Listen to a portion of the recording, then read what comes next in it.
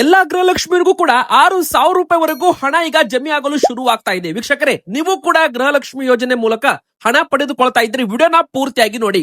ಒಂದಲ್ಲ 3 ದೊಡ್ಡ ಸಿಹಿ ಸುದ್ದಿ ಗೃಹಲಕ್ಷ್ಮಿಯರಿಗೆ ಇವತ್ತು ಬೆಳಗ್ಗೆಯಿಂದ ಶುರುವಾಗ್ತಾ ಇದೆ. ಇನ್ನು ಎಲ್ಲಾ ರೇಷನ್ ಕಾರ್ಡ್ ಇದ್ದವರೆಗೂ ಕೂಡ ದೊಡ್ಡ ಬ್ರೇಕಿಂಗ್ ನ್ಯೂಸ್ ಅಂತ ಹೇಳ್ಬೋದು. ನಿಮ್ಮ ಹತ್ರ ಬಿಪಿಎಲ್ ಕಾರ್ಡ್ ಇರ್ಲಿ, ಎಪಿಎಲ್ ಕಾರ್ಡ್ ಇರ್ಲಿ. ವೀಕ್ಷಕರೇ, ಬಿಪಿಎಲ್ ಕಾರ್ಡ್ ಇದ್ದವರಿಗೆ 2 ಹೊಸ ನಿಯಮ, ಎಪಿಎಲ್ ಕಾರ್ಡ್ ಇದ್ದವರಿಗೆ ಒಂದು ಸಿಹಿ ಸುದ್ದಿ, ಅದನ್ನು ಕೂಡ ನೋಡ್ತಾ ಹೋಗೋಣ.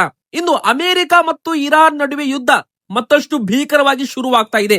14 ದಿನದ ಕದನ ವಿರಾಮ ಮುಕ್ತಾಯವಾಗಬಹುದು. ಅಂದ್ರೆ ಯಾವಾಗ ಬೇಕಾದ್ರೂ ಕೂಡ ಅಮೆರಿಕದವರು ಮತ್ತೆ ಇರಾನ್ ಮೇಲೆ ಟಾರ್ಗೆಟ್ ಮಾಡಿ ದಾಳಿ ಮಾಡಬಹುದು ಅಂತ ಹೇಳಲಾಗ್ತಾ ಇದೆ. ಇದ್ರ ಬೆನ್ನಲ್ಲೇ ನಿಯಮಿತವಾಗಿ ಬಳಸಿ ಗ್ಯಾಸ್ ಸಿಲಿಂಡರ್, ಮುಂದಿನ ತಿಂಗಳು ಗ್ಯಾಸ್ ಸಿಲಿಂಡರ್ ಸಮಸ್ಯೆ ಹೆಚ್ಚಾಗಲಿದೆ ಅಂತ ಆಹಾರ ಸಚಿವರು ಕೆಎಚ್ ಮುನಿಯಪ್ಪ ಅವರು ಒಂದು ಹೇಳಿಕೆ ಕೊಟ್ಟಿದ್ದಾರೆ. ದೇಶಾದ್ಯಂತ ಮತ್ತೆ ಕಚ್ಚಾ ತೈಲವಾಗಿರಬಹುದು, ಅಡುಗೆ ಅನಿಲ ಆಗಿರಬಹುದು, ಆಟೋ ಎಲ್ಪಿಜಿ ಸಮಸ್ಯೆ ಕಾಣಬಹುದು. ಮತ್ತೆ ಈ ಒಂದು ಕೋವಿಡ್ ಕಾಲದಂತೆ ಭಾರತಕ್ಕೆ ಪರಿಸ್ಥಿತಿ ಬರಬಹುದು ಅಂತ ಹೇಳಲಾಗ್ತಾ ಇದೆ.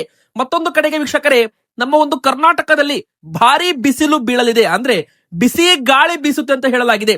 ಈ ಒಂದು 8 ಜಿಲ್ಲೆ ಜನರು ತುಂಬಾ ಎಚ್ಚರದಿಂದಿರಬೇಕು ಅಂತ ಹವಾಮಾನ ಇಲಾಖೆ ಹೇಳಿದೆ. ನಿಮ್ಮ ಮನೆಯಲ್ಲಿ ವಯಸ್ಸಾದವರು ಇದ್ರೆ, ಚಿಕ್ಕ ಮಕ್ಕಳಿದ್ರೆ ಈ ವಿಡಿಯೋನ ಪೂರ್ತಿಯಾಗಿ ನೋಡಿ. ಯಾವ ಜಿಲ್ಲೆಗಳಲ್ಲಿ ಹೀಟ್ ವೇವ್ ಬೀಸಲಿದೆ, ಯಾವ ಜಿಲ್ಲೆಗಳಲ್ಲಿ ಮಳೆ ಆಗಲಿದೆ, ಅದು ಕೂಡ ನೋಡೋಣ. ಇನ್ನು ಬಂಗಾರ ಮತ್ತು ಬೆಳ್ಳಿ ಬೆಲೆ ಕೂಡ ಭರ್ಜರಿ ಇಳಿಕೆ ಆಗ್ತಾ ಇದೆ. ಹೌದು, ಅಮೆರಿಕ ಇರಾನ್ ನಡುವಿನ ಯುದ್ಧ ಪರಿಣಾಮ ಈ ಒಂದು ಬಂಗಾರ ಬೆಳ್ಳಿ ಬೆಲೆ ಭಾರಿ ಇಳಿಕೆಗೆ ಕಾರಣವಾಗಲಿದೆ ಅಂತ ಹೇಳಲಾಗ್ತಾ ಇದೆ. ಹಾಗಾದ್ರೆ ಎಷ್ಟು ಇಳಿಕೆ ಆಗಿದೆ, ಈಗ ತಗೋಬೇಕೋ ಬೇಡವೋ ಅದನ್ನು ಕೂಡ ನೋಡೋಣ ಬನ್ನಿ. ಮೊದಲಿಗೆ ಎಲ್ಲಾ ಗೃಹಲಕ್ಷ್ಮಿಯವರು ರೇಷನ್ ಕಾರ್ಡ್ ಇದ್ದವರು ವಿಡಿಯೋಗೆ ಲೈಕ್ ಮಾಡಿ. ನಿಮಗೆ ಭರ್ಜರಿ ಗುಡ್ ನ್ಯೂಸ್ ಕೂಡ ಸದ್ಯಕ್ಕೆ ಬಂದಿರುವಂತದ್ದು. ಇನ್ನು ವೀಕ್ಷಕರೇ, ಯಾರೆಲ್ಲ ಲೈಕ್ ಮಾಡಿದ್ರು ನೋಡಿ, ನಿಮಗೆಲ್ಲರಿಗೂ ಧನ್ಯವಾದಗಳು. ಅದೇ ತರ ಕಮೆಂಟ್ ಅಲ್ಲೂ ಕೂಡ ನಮ್ಮ ಒಂದು ಪ್ರಶ್ನೆಗೆ ಉತ್ತರ ಕೊಡಿ. ತುಂಬಾ ಜನ ಕಮೆಂಟ್ ಮಾಡ್ತೀರಾ, ನಿಮ್ಮ ಕಮೆಂಟ್ಗೆ ಎಲ್ಲರಿಗೂ ಕೂಡ ಧನ್ಯವಾದ. ಇವತ್ತಿನ ಪ್ರಶ್ನೆ ಏನಪ್ಪಾ ಅಂದ್ರೆ, ನಿಮಗೆ 28, 29 2 ಕಂತು ಹಣ ಜಮೆ ಆಗಿದೆಯಾ, ಎಸ್ ಆರ್ ನೋ ಅಂತ ದಯವಿಟ್ಟು ನಮಗೆ ಕಮೆಂಟ್ ಅಲ್ಲಿ ನೀವು ತಿಳಿಸಬಹುದು. ವೀಕ್ಷಕರೇ, ನಿಮ್ಮ ಒಂದು ಕಮೆಂಟ್ ಇಂದ ಎಲ್ಲಾ ಒಂದು ಜನರಿಗೂ ಕೂಡ ತುಂಬಾ ಸಹಾಯವಾಗುತ್ತೆ. ಹೀಗಾಗಿ ಪ್ರತಿಯೊಬ್ರು ಕಮೆಂಟ್ ಮಾಡಿ. ಇನ್ನು ನಮ್ಮ ಚಾನೆಲ್ಗೆ ಸಬ್ಸ್ಕ್ರೈಬ್ ಕೂಡ ಮಾಡಿ. ಮೊದಲಿಗೆ ಎಲ್ಲಾ ಗೃಹಲಕ್ಷ್ಮಿಯರಿಗೂ ಕೂಡ 3 ಸಿಹಿ ಸುದ್ದಿ ಬಂದಿದೆ. ಮೊದಲನೇ ಸಿಹಿ ಸುದ್ದಿ ಏನಪ್ಪಾ ಅಂದ್ರೆ, 29ನೇ ಕಂತಿನ ಹಣವು ಕೂಡ ಜಮೆ ಆಗ್ತಾ ಇದೆ ಗೃಹಲಕ್ಷ್ಮಿಯರ ಅಕೌಂಟ್ಗೆ. ಹೌದು, ಈಗಾಗಲೇ ಕರ್ನಾಟಕ ರಾಜ್ಯಾದ್ಯಂತ ನಮಗೆ ಕಮೆಂಟ್ಗಳು ಕೂಡ ಬಂದಿದಾವೆ. ತುಂಬಾ ಜನರಿಗೆ 29ನೇ ಕಂತು ಹಣ ಜಮೆ ಆಗ್ತಾ ಇದೆ. 28ನೇ ಕಂತಿನ ಹಣವರೆಗೂ ಸರ್ಕಾರ ಬಿಡುಗಡೆ ಮಾಡಿರೋ ಬಗ್ಗೆ ಅಧಿಕೃತ ಅಪ್ಡೇಟ್ ಕೂಡ ಇರುವಂತದ್ದು. ಅಂದ್ರೆ ಒಂದು ಗೃಹಲಕ್ಷ್ಮಿ ಅಕೌಂಟ್ಗೆ ಇಲ್ಲಿವರೆಗೂ 56,000 ರೂಪಾಯಿ ಹಣ ಹೋಗಿದೆ ಅಂತ ಗ್ಯಾರಂಟಿ ಯೋಜನೆ ಪ್ರಾಧಿಕಾರ ಅನುಷ್ಠಾನ ಸಮಿತಿಯಿಂದ ಒಂದು ಹೇಳಿಕೆ ಕೂಡ ಬಂದಿತ್ತು. ಅಂದ್ರೆ 28 ಕಂತು ಸರ್ಕಾರ ಬಿಡುಗಡೆ ಮಾಡಿದೆ. 29ನೇ ಕಂತು ಹಣ ಈಗಾಗಲೇ ಗೃಹಲಕ್ಷ್ಮಿ ಅಕೌಂಟ್ಗೆ ಜಮೆ ಆಗೋದಕ್ಕೆ ಪ್ರಾರಂಭ ಕೂಡ ಆಗಿರುವಂತದ್ದು. ವೀಕ್ಷಕರೇ, ಇನ್ನು ನಿಮ್ಮ ಅಕೌಂಟ್ಗೆ ಹಣ ಬಂದಿಲ್ಲ ಅಂದ್ರೆ ನೀವು ಚಿಂತೆ ಮಾಡಬಾರದು. ಎದಕ್ಕಂದ್ರೆ ಇನ್ನು 1 ವಾರದಲ್ಲಿ ನಿಮ್ಮ ಅಕೌಂಟ್ಗೆ ಬರುತ್ತೆ. ಅಂದ್ರೆ 1 ವಾರ, ಇಲ್ಲಿ ಇನ್ನೂ ಸಮಯ ಬೇಕಾಗುತ್ತೆ. ಜಿಲ್ಲಾ ಪಂಚಾಯತ್, ತಾಲೂಕ್ ಪಂಚಾಯತ್, 1ನೇ ಹಂತ, 2ನೇ ಹಂತ, 3ನೇ ಹಂತ, ಹಂತವಾಗಿ ಎಲ್ಲರಿಗೂ ಕೂಡ ಹಣವನ್ನ ಇಲ್ಲಿ ಹಾಕಲಾಗುತ್ತೆ. 1,25,00,000 ಮಹಿಳೆಯರಿದ್ದಾರೆ. ಇನ್ನು ಎಲ್ಲರಿಗೂ ಕೂಡ ಹಣ ಬರುತ್ತೆ. ಅಂದ್ರೆ ಪ್ರತಿ ತಿಂಗಳು ಇನ್ ಮುಂದೆ 2,000 ರೂಪಾಯಿ ಗೃಹಲಕ್ಷ್ಮಿ ಯೋಜನೆ ಹಣ ಬರುತ್ತೆ.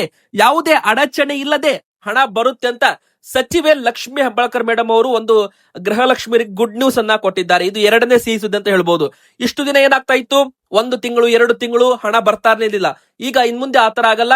ಪ್ರತಿ ತಿಂಗಳು ನಿಮ್ಮ ಅಕೌಂಟ್ಗೆ 2,000 ರೂಪಾಯಿ ಫಿಕ್ಸ್ ಅಂತಾನೆ ತಿಳ್ಕೊಳ್ಳಿ. ಗೃಹಲಕ್ಷ್ಮಿ ಯೋಜನೆಗಾರರಿಗೆ ಭರ್ಜರಿ ಸಿಹಿ ಸುದ್ದಿ. ಇನ್ನು 3ನೇ ಗುಡ್ ನ್ಯೂಸ್ ಏನಪ್ಪಾ ಅಂದ್ರೆ, ಎಲ್ಲಾ ಗೃಹಲಕ್ಷ್ಮಿಯರಿಗೂ ಕೂಡ 200 ರೂಪಾಯಿ ಪಾವತಿ ಮಾಡಿ 3 ಲಕ್ಷ ರೂಪಾಯಿ ಪಡೆಯುವ ಒಂದು ಸಾಲ ಸೌಲಭ್ಯದ ಯೋಜನೆ. ಹೌದು, ಗೃಹಲಕ್ಷ್ಮಿ ಯೋಜನೆ ಮಹಿಳೆಯರಿಗೆ ಮಾತ್ರ ಇದು ಅಪ್ಲೈ ಆಗುತ್ತೆ.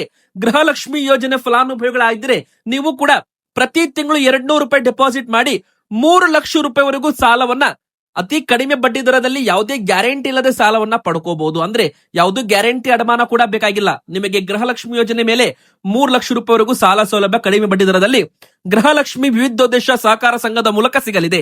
ಇದಕ್ಕೋಸ್ಕರ ನೀವು ಗೃಹಲಕ್ಷ್ಮಿ ಬ್ಯಾಂಕ್ ಅಲ್ಲಿ ಸದಸ್ಯರಾಗಬೇಕು. ಪ್ರತಿ ತಿಂಗಳು 200 ರೂಪಾಯಿ ನಿಮ್ಮ ಹೆಸರಿನಲ್ಲಿ ಅದರಲ್ಲಿ ಹೂಡಿಕೆ ಮಾಡಬೇಕು. 6 ತಿಂಗಳವರೆಗೂ 1,200 ರೂಪಾಯಿ ಪಾವತಿ ನೀವು ಆ ಒಂದು ಬ್ಯಾಂಕ್ ನಲ್ಲಿ ಮಾಡಬೇಕಾಗುತ್ತೆ. ಅಂದ್ರೆ ನೀವು ಡೆಪಾಸಿಟ್ ಅನ್ನ ಮಾಡಬೇಕು, ಹಣವನ್ನು ಹೂಡಿಕೆ ಮಾಡಬೇಕು 6 ತಿಂಗಳವರೆಗೂ. 7ನೇ ತಿಂಗಳು ನಿಮಗೆ 30,000 ರೂಪಾಯಿ ಅಂದ್ರೆ ಎಷ್ಟು, 3 ಲಕ್ಷ ರೂಪಾಯಿವರೆಗೂ ಸಾಲ ಸೌಲಭ್ಯವನ್ನ ವಿತರಣೆ ಮಾಡಲಾಗುತ್ತೆ. ಅದೇ ತರ ಗೃಹಲಕ್ಷ್ಮಿ ಸದಸ್ಯರು ಅಂದ್ರೆ ಗೃಹಲಕ್ಷ್ಮಿ ಬ್ಯಾಂಕ್ ಅಲ್ಲಿ ನೀವು ಸದಸ್ಯರಾಗಬೇಕಂದ್ರೆ 1 ಟೈಮ್ 1,250 ರೂಪಾಯಿ ಹಣ ಕೂಡ ನೀವು ಕೊಡಬೇಕಾಗುತ್ತೆ. ಅದರಲ್ಲಿ 1,000 ರೂಪಾಯಿ ನಿಮ್ಮ ಹೆಸರಿನಲ್ಲಿ ಡೆಪಾಸಿಟ್ ಇಡಲಾಗುತ್ತೆ. ನಂತರ 250 ರೂಪಾಯಿ ಮಾತ್ರ ಇಲ್ಲಿ ಫೀಸ್ ಚಾರ್ಜಸ್ ಇರುತ್ತೆ. ಅಂದ್ರೆ ನಿಮ್ಮ ಹಣ ಎಲ್ಲೂ ಹೋಗಲ್ಲ, ಎಲ್ಲ ಸೇಫ್ ಆಗಿರುತ್ತೆ ಗೃಹಲಕ್ಷ್ಮಿ ಬ್ಯಾಂಕ್ ಅಲ್ಲಿ. ಇನ್ನು 2ನೇದಾಗಿ ನಿಮ್ಮ ಹತ್ರ ರೇಷನ್ ಕಾರ್ಡ್ ಇದ್ರೆ, ಬಿಪಿಎಲ್ ಕಾರ್ಡ್ ಇರಲಿ, ಎಪಿಎಲ್ ಕಾರ್ಡ್ ಇರಲಿ, ಮೊದಲಿಗೆ APL ಕಾರ್ಡ್ ಇದ್ದವ್ರಿಗೂ ಕೂಡ ಮತ್ತೆ BPL ಕಾರ್ಡ್ ಸಿಗುತ್ತಾ? ಎದಕ್ಕಂದ್ರೆ ಕರ್ನಾಟಕ ಸರ್ಕಾರದಿಂದ BPL ಕಾರ್ಡ್ ನ ಮಾನದಂಡಗಳನ್ನ ಪರಿಷ್ಕರಣೆ ಮಾಡ್ತಾ ಇದ್ದಾರೆ. ಹೌದು, BPL ಆದಾಯ ಮಿತಿಯನ್ನ 3 ಲಕ್ಷ ರೂಪಾಯಿಗೆ ಏರಿಕೆ ಮಾಡುವ ನಿರ್ಧಾರ ತಗೋಬಹುದು ಅಂತಾನು ಕೂಡ ಇಲ್ಲಿ ಒಂದು ಕಡೆಗೆ ಹೇಳಲಾಗ್ತಾ ಇದೆ. ಈಗಾಗಲೇ ಅಧಿಕೃತವಾಗಿ ಈಗಾಗಲೇ ಇದರಲ್ಲಿ ಪೋಸ್ಟ್ ಕೂಡ ಹಾಕಲಾಗಿತ್ತು DIPR ಕರ್ನಾಟಕದಲ್ಲಿ. ಹೌದು ವೀಕ್ಷಕರು, ಏನಂತ ಹಾಕಿದ್ರು ಅಂದ್ರೆ BPL ಕಾರ್ಡ್ ಮಾನದಂಡವನ್ನ ಪರಿಷ್ಕರಣೆ ಮಾಡಲಾಗುತ್ತೆ. ಮುಂದಿನ ಬರೋ ದಿನಗಳಲ್ಲಿ 1,20,000 ರೂಪಾಯಿ ಇನ್ಕಮ್ ಲಿಮಿಟ್ ಅನ್ನ 3 ಲಕ್ಷ ರೂಪಾಯಿಗೆ ಏರಿಕೆ ಮಾಡಿದರೆ 3 ಲಕ್ಷ ರೂಪಾಯಿ ಆದಾಯ ಇದ್ರೂ ಕೂಡ ನೀವು BPL ಕಾರ್ಡ್ ಪಡೆದುಕೊಳ್ಬಹುದು. ಈಗ ಯಾವ ತರ ಇದೆ, 1,20,000 ರೂಪಾಯಿ ಮೇಲೆ ಆದಾಯ ಇದ್ರೆ ಅವರಿಗೆ BPL ಕಾರ್ಡ್ ಸರ್ಕಾರ ಕೊಡೋದಿಲ್ಲ. 1,20,000 ರೂಪಾಯಿ ಮೇಲೆ ಆದಾಯ ಇದ್ದವರ BPL ಕಾರ್ಡ್ ಕೂಡ APL ಕಾರ್ಡ್ ಆಗಿ ವರ್ಗಾವಣೆ ಆಗ್ತಾ ಇದೆ ಒಂದು ಕಡೆಗೆ. ಇಲ್ಲಿ ಒಂದು ಕಡೆಗೆ 3 ಲಕ್ಷ ರೂಪಾಯಿಗೆ ಏರಿಕೆ ಮಾಡಿದ್ರೆ ಸಾವಿರಾರು ಲಕ್ಷಾಂತರ ಕಾರ್ಡ್ ರದ್ದಾಗೋದು ಕೂಡ ಉಳಿಯುತ್ತೆ ಅಂತಾನೆ ಹೇಳ್ಬಹುದು. ಇನ್ನು ಎರಡನೇ ಗುಡ್ ನ್ಯೂಸ್ ಏನಪ್ಪಾ ಅಂದ್ರೆ ಇಂದಿರಾ ಕಿಟ್ ವಿತರಣೆ ಶುರುವಾಗಲಿದೆ ಅಂತಾನು ಕೂಡ ಹೇಳ್ಬಹುದು. ಎದಕ್ಕಂದ್ರೆ ಏಪ್ರಿಲ್ ತಿಂಗಳಲ್ಲಿ ವಿತರಣೆ ಮಾಡ್ತೀವಿ ಅಂತ ಆಹಾರ ಸಚಿವರು KH ಮುನಿಯಪ್ಪ ಅವರು ಮೊದಲೇ ಒಂದು ಹೇಳಿಕೆಯನ್ನ ಕೊಟ್ಟಿದ್ರು. ಈಗಾಗಲೇ ಬಜೆಟ್ ನಲ್ಲೂ ಕೂಡ ಇದರ ಬಗ್ಗೆ ಘೋಷಣೆ ಆಗಿದೆ. 6,200 ಕೋಟಿ ರೂಪಾಯಿ ಹಣವನ್ನ ಈಗಾಗಲೇ ಘೋಷಣೆ ಕೂಡ ಮಾಡಿದ್ದಾರೆ. ಈ ಒಂದು ಅನ್ನಭಾಗ್ಯ ಯೋಜನೆ ಅಕ್ಕಿ ಬದಲಾಗಿ ರಾಜ್ಯ ಸರ್ಕಾರದಿಂದ ಅಡುಗೆ ಎಣ್ಣೆ, ಉಪ್ಪು, ಸಕ್ಕರೆ, ತೊಗರಿ ಬೇಳೆ ಈ 4 ವಸ್ತುಗಳನ್ನು ಕೂಡ ಕೊಡಲಾಗುತ್ತೆ. ಕೇಂದ್ರ ಸರ್ಕಾರದ PM ಗರೀಬ್ ಕಲ್ಯಾಣ್ ಅನ್ನ ಯೋಜನೆ ಒಂದು ಕಡೆಗೆ, ಕರ್ನಾಟಕದ ಅನ್ನಭಾಗ್ಯ ಯೋಜನೆ ಅಡಿಯಲ್ಲಿ ಇಂದಿರಾ ಕಿಟ್ ವಿತರಣೆ ಒಂದು ಕಡೆಗೆ. ಅಂದ್ರೆ ನಮ್ಮ ಕರ್ನಾಟಕದಲ್ಲಿ BPL ಮತ್ತು ಅಂತ್ಯೋದಯ ಚೀಟ್ ಇದ್ದವರಿಗೆ ಕೇಂದ್ರದಿಂದಲೂ ಕೂಡ ಆಹಾರ ಧಾನ್ಯಗಳು ಸಿಗುತ್ತೆ, ಮತ್ತೆ ಕರ್ನಾಟಕ ಸರ್ಕಾರದಿಂದ ಇಂದಿರಾ ಕಿಟ್ ಸಿಗುತ್ತೆ. ಒಂದು ಕುಟುಂಬಕ್ಕೆ ಒಂದು ಇಂದಿರಾ ಕಿಟ್ ಅಂತಾನು ಕೂಡ ಹೇಳಲಾಗಿದೆ. 2.5 kg ಒಂದು ಕಿಟ್ ಇರುತ್ತೆ, 5 kg ಒಂದು ಕಿಟ್ ಇರುತ್ತೆ, 7.5 kg ಒಂದು ಕಿಟ್ ಇರುತ್ತೆ. ನಿಮ್ಮ ಕುಟುಂಬದಲ್ಲಿ 2 ಜನ ಇದ್ರೆ 2.5 kg ಕಿಟ್ಟು, 4 ಜನ ಇದ್ರೆ 5 kg ಇಂದಿರಾ ಕಿಟ್ಟು, 5ಕ್ಕಿಂತ ಹೆಚ್ಚು ಜನ ಇದ್ರೆ 7.5 kg ಇಂದಿರಾ ಕಿಟ್ ಅಂತ ಹೇಳಲಾಗಿದೆ. ಇನ್ನು ವೀಕ್ಷಕರೇ, ಮತ್ತೊಂದು ಮೂರನೇ ದೊಡ್ಡ ಬ್ಯಾಡ್ ನ್ಯೂಸ್ ಏನಪ್ಪಾ ಅಂದ್ರೆ 14 ಲಕ್ಷ BPL ಕಾರ್ಡ್ಗಳು APL ಕಾರ್ಡ್ಗೆ ವರ್ಗಾವಣೆ ಆಗಲಿದ್ದಾವೆ ಅಂತ ಹೇಳಲಾಗ್ತಾ ಇದೆ, ರೂಲ್ಸ್ ಗಳನ್ನ ಬ್ರೇಕ್ ಮಾಡಿದ್ದಕ್ಕೆ. ಈಗ ಬನ್ನಿ ವೀಕ್ಷಕರೇ, ದೊಡ್ಡ ಶಾಕಿಂಗ್ ಸುದ್ದಿ ಏನಂತ ನೋಡೋಣ. ಅಮೆರಿಕ ಮತ್ತು ಇರಾನ್ ನಡುವೆ ಮತ್ತೆ ಯುದ್ಧದ ಭೀತಿ ಶುರುವಾಗಿದೆ. ಸಂಧಾನ ಮಾತುಕತೆ ಸಂಪೂರ್ಣ ವಿಫಲವಾಗಿದೆ. 22-23 ಗಂಟೆ ಮಾತುಕತೆ ನಡೆಸಿದ್ರು ಕೂಡ ಏನು ಫಲ ಸಿಗ್ಲಿಲ್ಲ. ಇರಾನ್ ಮತ್ತೆ ಫಿನಿಶ್ ಮಾಡ್ತೀವಿ ಅಂತ ಟ್ರಂಪ್ ಘೋಷಣೆ ಮಾಡಿದ್ದಾರೆ. ಟೋಲ್ ಅವಕಾಶ ನೀಡದೆ ಜಲಸಂಧಿಯನ್ನ ಬಂದ್ ಮಾಡ್ತೀನಿ ಅಂದ್ರೆ, ಒಂದು ಕಡೆಗೆ ಇರಾನ್ ದೇಶದವರು ಹೋರ್ಮಜ್ ಜಲಸಂಧಿಯಲ್ಲಿ ಜಲ ಬಾಂಬ್ಗಳಿದ್ದಾವೆ, ಹಡಗುಗಳು ಅದರ ಮೇಲೆ ಹೋದ್ರೆ ಹಡಗುಗಳು ನುಚ್ಚು ನೂರಾಗಬಹುದು ಅಂತ ಹೇಳಿಕೆ ಕೊಟ್ಟ ಮೇಲೆ ಅಧಿಕೃತವಾಗಿ ಒಂದು ಹೋರ್ಮಜ್ ಜಲಸಂಧಿ ಮೂಲಕ ಒಂದು ಹಡಗುಗಳಿಗೆ ಬ್ರೇಕ್ ಬಿದ್ದಿದೆ ಅಂತಾನೆ ಹೇಳ್ಬಹುದು. ಮತ್ತೊಂದು ಕಡೆಗೆ ಪಾಕಿಸ್ತಾನದ ನಡುವೆ ಇರಾನ್ ಅಮೆರಿಕ ಸಂಧಾನ ಮಾತುಕತೆ ವಿಫಲಗೊಂಡ ಬೆನ್ನಲ್ಲೇ ಇರಾನ್ ವಿರುದ್ಧ ಮತ್ತೆ ಸಿಡಿದಿದ್ರು ಅಮೆರಿಕ ಅಧ್ಯಕ್ಷ. ಹೋರ್ಮಜ್ ಮೂಲಕ ಹಾದುವ ಹೋಗುವ ಎಲ್ಲಾ ತೈಲ ನೌಕೆಗಳ ಸಂಚಾರವನ್ನು ನಿರ್ಬಂಧ ಮಾಡ್ತೀನಿ ಅಂತ ಒಂದು ಘೋಷಣೆ ಮಾಡಿದ್ದಾರೆ. ಇರಾನ್ ಜೊತೆಗಿನ ಅಣುಶಕ್ತಿ ಮಾತುಕತೆ ವಿಫಲಾದ ಬೆನ್ನಲ್ಲೇ ಅಮೆರಿಕದಿಂದ ಈ ನಿರ್ಧಾರ ಹೊರ ಬಂದಿದೆ ವೀಕ್ಷಕರೇ. ಅಂದ್ರೆ ಈಗ ಹೋರ್ಮಜ್ ಜಲಸಂಧಿ ಬಂದ್ ಆಗ್ತಾ ಇದೆ ಅಂತ ಇದರ ಅರ್ಥ. ಒಂದು ಕಡೆಗೆ ಅಮೆರಿಕದವರು ಕೂಡ ಬಂದ್ ಮಾಡ್ತೀನಿ ಅಂತ ಹೇಳ್ತಾ ಇದ್ದಾರೆ, ಇರಾನ್ ದೇಶದವರು ಹೋರ್ಮಜ್ ಜಲಸಂಧಿ ಸಂಪೂರ್ಣ ಹಕ್ಕು ನಮ್ದು ಅಂತ ಹೇಳ್ತಾ ಇದ್ದಾರೆ. ಇವರು ಕೂಡ ಬಿಡ್ತಾ ಇಲ್ಲ. ಅಮೆರಿಕ ಅಧ್ಯಕ್ಷರು ಕೂಡ, ಈ ಒಂದು ಡೊನಾಲ್ಡ್ ಟ್ರಂಪ್ ಅವರು ಕೂಡ ಇದ್ರ ಮೇಲೆ ಈಗ ಇರಾನ್ ದೇಶದ ಮೇಲೆ ದಾಳಿ ಮಾಡಲು ಮುಂದಾಗ್ತಾ ಇದ್ದಾರೆ. ಇದೆಲ್ಲ ನೋಡಿದ್ರೆ ಭಾರತಕ್ಕೆ ಮತ್ತೆ ಕಚ್ಚಾ ತೈಲ ಸಮಸ್ಯೆ ಆಗಿರ್ಬೋದು, ಅಡುಗೆ ಅನಿಲ ಸಮಸ್ಯೆ ಮತ್ತೊಮ್ಮೆ ಕಾಡಬಹುದು ಅಂತಾನು ಕೂಡ ಇಲ್ಲಿ ಹೇಳಲಾಗ್ತಾ ಇದೆ ವೀಕ್ಷಕರೇ. ಎದಕ್ಕಂದ್ರೆ ಭಾರತ ದೇಶ ಅಧಿಕವಾಗಿ ಕಚ್ಚಾ ತೈಲ ಮತ್ತು ಅಡುಗೆ ಅನಿಲವನ್ನ ಇಂಪೋರ್ಟ್ ಮಾಡಿಕೊಳ್ಳುತ್ತೆ ಕೊಲ್ಲಿ ದೇಶಗಳಿಂದ. ಈ ಕೊಲ್ಲಿ ದೇಶಗಳಲ್ಲಿ ಯುದ್ಧ ಪರಿಣಾಮ ಈಗಾಗಲೇ ಗ್ಯಾಸ್ ಸಿಲಿಂಡರ್ ಸಮಸ್ಯೆ ಶುರುವಾಗಿದ್ದು ನಿಮಗೆಲ್ಲ ಗೊತ್ತೇ ಇದೆ. ಆದ್ರೆ ಯುದ್ಧ ಮುಗಿದು ಹೋದ್ರೆ ಎಲ್ಲಾ ಕೂಡ ಸರಿಯಾಗುತ್ತೆ ಅಂತ ಲೆಕ್ಕಾಚಾರ ಮಾಡಲಾಗ್ತಾ ಇತ್ತು. ಇನ್ನು ಯುದ್ಧ ಇದ್ರೂ ಕೂಡ ಭಾರತಕ್ಕೆ ವಿನಾಯಿತಿ ಕೊಟ್ಟು ಇರಾನ್ ದೇಶದವರು ಹಡಗುಗಳನ್ನ ಬಿಡ್ತಾ ಇದ್ರು. ಭಾರತಕ್ಕೆ ಕಚ್ಚಾ ತೈಲ ಸಮಸ್ಯೆ ಆಗಿಲ್ಲ, ಅಡುಗೆ ಅನಿಲ ಸಮಸ್ಯೆ ಅಂತೂ ಸ್ವಲ್ಪ ಮಟ್ಟಿಗೆ ಆಗಿದೆ ಹೊರತು ಅಷ್ಟೇನು ಸಮಸ್ಯೆ ಆಗಿಲ್ಲ. ಆದ್ರೆ ಈಗ ಪರಿಸ್ಥಿತಿ ಕೈ ಮೀರೋ ಸಾಧ್ಯತೆ ಇದೆ ಅಂತ ಹೇಳಲಾಗ್ತಾ ಇದೆ. ಯಾಕಂದ್ರೆ ಹೋರ್ಮಜ್ ಜಲಸಂಧಿ ಅಮೆರಿಕದವರು ಪೂರ್ತಿ ತಮ್ಮ ವಶಕ್ಕೆ ಪಡೆದುಕೊಳ್ಳಲು ಪ್ಲಾನ್ ಮಾಡ್ತಾ ಇದ್ದಾರೆ. ಒಂದು ವೇಳೆ ಆಗಿದ್ದೇ ಆದಲ್ಲಿ ಕಚ್ಚಾ ತೈಲ ಸಮಸ್ಯೆ ಸೇರಿದಂತೆ LPG ಗ್ಯಾಸ್ ಸಮಸ್ಯೆ ಕೂಡ ಮತ್ತೆ ಕಾಡಲಿದೆ ಅಂತಾನೆ ಹೇಳ್ಬಹುದು. ಜನರು ಅಂದ್ರೆ ಈಗಾಗಲೇ ನಮ್ಮ ಕರ್ನಾಟಕದಲ್ಲಿ ಆಹಾರ ಸಚಿವರು KH ಮುನಿಯಪ್ಪ ಅವರು ಅಡ್ವಾನ್ಸ್ ಆಗಿ ಮತ್ತೊಂದು ಅಲರ್ಟ್ ಮೆಸೇಜ್ ಅನ್ನ ಕೊಟ್ಟಿದ್ದಾರೆ, ಹೇಳಿಕೆ ಕೊಟ್ಟಿದ್ದಾರೆ. ಜನರು ಗ್ಯಾಸ್ ಸಿಲಿಂಡರ್ ಅನ್ನ ನಿಯಮಿತವಾಗಿ ಬಳಸಬೇಕು, ಮುಂದಿನ ತಿಂಗಳು ಸಮಸ್ಯೆ ಮತ್ತಷ್ಟು ಹೆಚ್ಚಾಗಲಿದೆ ಎಂಬುವ ಒಂದು ಸ್ಫೋಟಕ ಸುದ್ದಿಯನ್ನ ಕೊಟ್ಟಿದ್ದಾರೆ.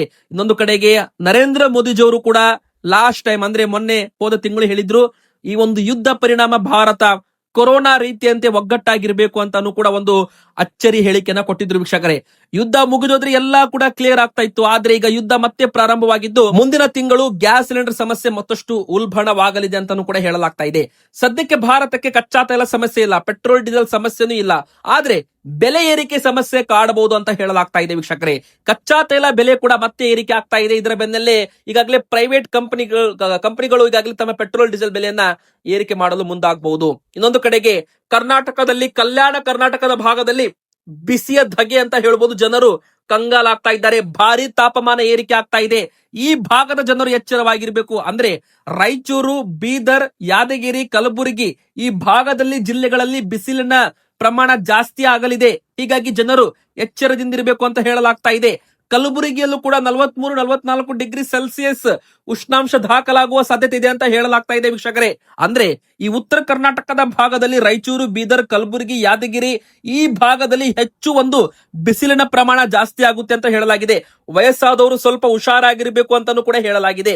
ಇನ್ನು ಚಿಕ್ಕಮಗಳೂರು, ಕೊಡಗು ಹಾಗೂ ದಕ್ಷಿಣ ಕನ್ನಡ ಜಿಲ್ಲೆಗಳಲ್ಲಿ ಹಗುರವಾಗಿ ಮಳೆಯಾಗಿದೆ. ಇನ್ನು 2 ದಿನ ಮಳೆ ಆಗಲಿದೆ ಅಂತ ಹೇಳಲಾಗಿದೆ ವೀಕ್ಷಕರೇ. ಇನ್ನು ಬಿಜಾಪುರದಲ್ಲಿ, ಬೆಂಗಳೂರಲ್ಲೂ ಕೂಡ ದಾಖಲೆ ಒಂದು ಬಿಸಿಲು ಪ್ರಮಾಣ ಜಾಸ್ತಿ ಆಗಿದೆ ಅಂತಾನೂ ಕೂಡ ಇಲ್ಲಿ ಹೇಳ್ಬಹುದು. ಉತ್ತರ ಕರ್ನಾಟಕದ ಭಾಗದಲ್ಲೂ ಕೂಡ ಅಂದ್ರೆ ಬೆಳಗಾವಿ, ಬಾಗಲಕೋಟೆ, ಗದಗ, ಕೊಪ್ಪಳ, ಬಳ್ಳಾರಿ, ವಿಜಯನಗರ ಈ ಜಿಲ್ಲೆಗಳಲ್ಲೂ ಕೂಡ ಬಿಸಿಲಿರುತ್ತೆ. ಸಂಜೆ ಆಗ್ತಾ ಇದ್ದಂತೆ ಗುಡುಗು ಮಿಂಚು ಸಹಿತ ಸಾಧಾರಣ ಮಳೆ ಕೂಡ ಬೀಳೋ ಸಾಧ್ಯತೆ ಇದೆ ಅಂತ ಹೇಳಲಾಗಿದೆ. ಇನ್ನು ಬೆಳಗಾವಿ, ಹಾವೇರಿ ಜಿಲ್ಲೆಗಳಲ್ಲೂ ಕೂಡ ಇಲ್ಲಿ 38 ಡಿಗ್ರಿ ಸೆಲ್ಸಿಯಸ್ ನೋಡಬಹುದು ಅಂತ ಇಲ್ಲಿ ಹೇಳಲಾಗಿದೆ. ಇನ್ನು ಬನ್ನಿ ಬಂಗಾರದ ಬೆಲೆ ಬಗ್ಗೆ ಮಾತಾಡೋದಾದ್ರೆ, ಬಂಗಾರದ ಬೆಲೆ ಇಳಿಕೆ ಆಗ್ತಾ ಇದೆ ವೀಕ್ಷಕರೇ. ಹೌದು, ಯಾವಾಗೆಲ್ಲ ಯುದ್ಧಗಳು ಪ್ರಾರಂಭವಾಗುತ್ತೆ ಬಂಗಾರ ಬೆಳ್ಳಿ ಬೆಲೆ ಏರಿಕೆ ಆಗ್ಬೇಕಾಗಿತ್ತು. ಆದ್ರೆ ಈ ಬಾರಿ ಎಲ್ಲ ಕೂಡ ಉಲ್ಟಾ ಆಗ್ತಾ ಇದೆ. ಅದಕ್ಕಂದ್ರೆ ಅಮೆರಿಕದವರು ಇರಾನ್ ದೇಶದ ಮೇಲೆ ಯುದ್ಧ ಮಾಡ್ತಾ ಇದ್ದಾರೆ. ಇರಾನ್ ದೇಶದ ಅಕ್ಕಪಕ್ಕ ಕಚ್ಚಾ ತೈಲ ಉತ್ಪಾದನೆ ಆಗುತ್ತೆ. ಕಚ್ಚಾ ತೈಲ ಬೆಲೆ ಏರಿಕೆ ಆಗಿರೋ ಕಾರಣ ಬಂಗಾರ ಬೆಳ್ಳಿ ಬೆಲೆ ಇಳಿಕೆಗೆ ಕಾರಣ ಅಂತ ತಜ್ಞರು ಹೇಳಿದ್ದಾರೆ. ಈಗ ಅದೇ ತರ ಆಗ್ತಾ ಇದೆ. ಮತ್ತೆ ಈಗ ಯುದ್ಧ ಪ್ರಾರಂಭವಾಗೋ ಭೀತಿ ಇರೋದ್ರಿಂದ ಕಚ್ಚಾ ತೈಲ ಬೆಲೆ ಏರಿಕೆ ಆಗ್ತಾ ಇದೆ. ಬಂಗಾರ ಬೆಳ್ಳಿ ಹೂಡಿಕೆದಾರರು ಕಚ್ಚಾ ತೈಲದಲ್ಲಿ ಶಿಫ್ಟ್ ಆಗ್ತಾ ಇದ್ದಾರೆ ಟ್ರೇಡ್ ಮಾಡೋದಕ್ಕೆ. ಹೀಗಾಗಿ ಬಂಗಾರದ ಬೆಲೆ ಈಗ ಮತ್ತೆ ಇಳಿಕೆ ಆಗಿದೆ. ಮತ್ತೆ ಈಗ 380 ರೂಪಾಯಿ ಇಳಿಕೆ ಆಗಿದೆ. 10 ಗ್ರಾಮ್ಗೆ ಈಗ ಇವತ್ತಿನ ಬೆಲೆ 1,52,500 ರೂಪಾಯಿ ತನಕ ಬಂದಿದೆ. ಅಂದ್ರೆ ಇದು 24 ಕ್ಯಾರೆಟ್ 10 ಗ್ರಾಮ್ ಚಿನ್ನದ ಬೆಲೆ. ಇನ್ನು ಬೆಳ್ಳಿ ಬೆಲೆ ಕೂಡ 1 ಕೆಜಿ ಮೇಲೆ 5,000 ರೂಪಾಯಿ ಇಳಿಕೆ ಆಗೋದ್ರ ಮೂಲಕ 2,60,000 ರೂಪಾಯಿದ್ದು 1 ಕೆಜಿಗೆ ಈಗ 2,55,000 ರೂಪಾಯಿ ಆಗಿದೆ. ವೀಕ್ಷಕರೇ, ನಿಮ್ಮ ಪ್ರಕಾರ ಬಂಗಾರದ ಸರಿಯಾದ ಬೆಲೆ ಎಷ್ಟಾಗಬೇಕು ಅಂತ ಕಮೆಂಟ್ ಮಾಡಿ, ವಿಡಿಯೋಗೆ ಲೈಕ್ ಮಾಡಿ, ನಮ್ಮ ಚಾನೆಲ್ಗೆ ಸಬ್ಸ್ಕ್ರೈಬ್ ಆಗಿ.